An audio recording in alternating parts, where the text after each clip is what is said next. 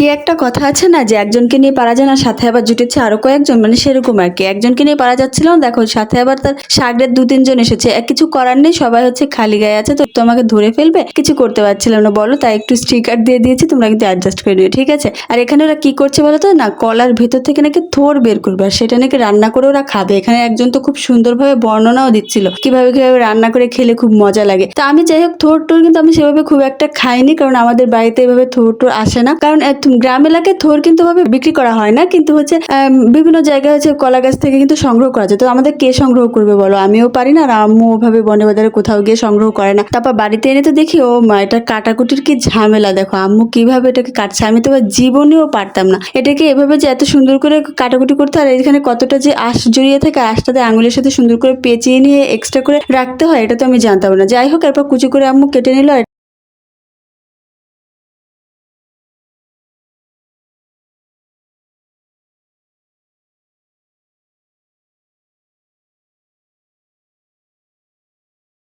খেতে নাকি হেব্বি লাগে।